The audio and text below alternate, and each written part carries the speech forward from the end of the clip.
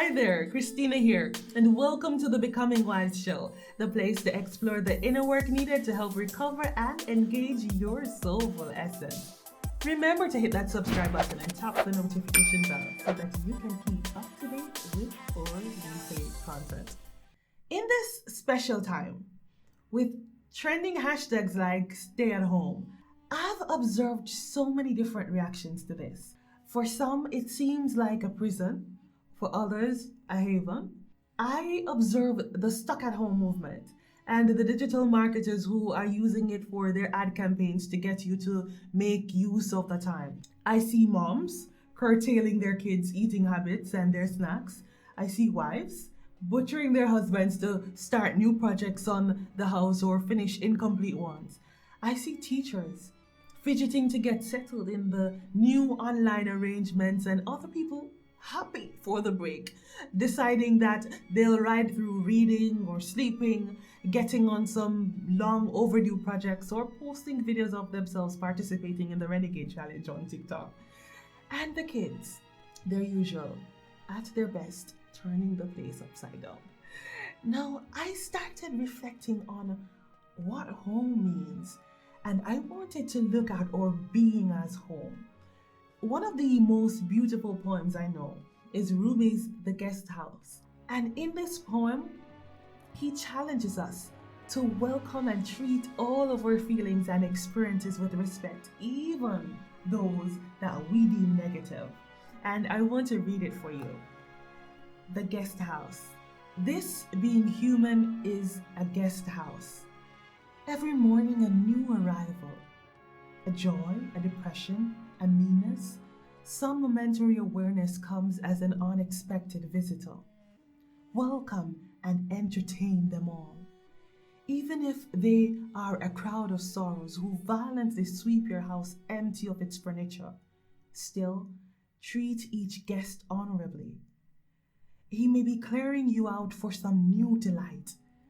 The dark thought, the shame, the malice, meet them at the door laughing and invite them in.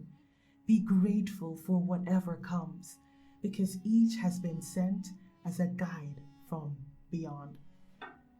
It's not easy to welcome and accept the unpleasant, hard times, uncertainty, hurtful feelings. It's not easy to be grateful for these challenges we'd rather stay far away from. And isn't it funny how we enjoy drama in stories, we crave for action in movies, but when it comes to our life story, we'd much prefer the opposite. Now, if we could, we'd order, let me have joy only, please, because we don't want to feel uncomfortable, right? But what is true is that our pains and these experiences, they're messengers. We have to listen. And our challenge is not to resist, but to treat each experience as a guest, to be hospitable, to honor them, to let them feel at home, allow them to sense comfort, to have peace with their stay, to rest and feel respected until it's time to leave.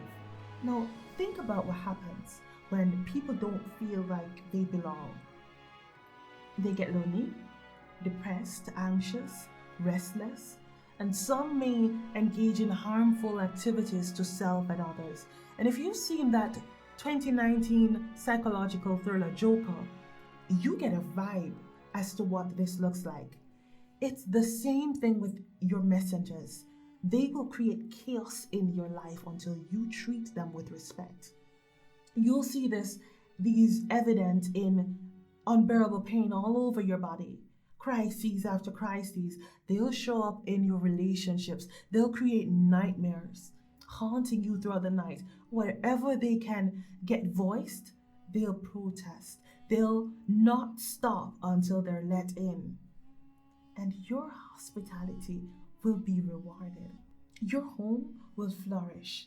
And since we're on the topic of home, think of it like planting a garden. There's a period of fallow that's good for the earth. This is a season when you allow things to just be and you be with it. Being hospitable to these emotions fosters healing. When you make it a practice to welcome these emotions, what you're practicing is soul medicine, healing inner turmoil, anxiety, learning how to cope with the unexpected. And as the old saying in neuroscience goes, neurons that fire together wire together.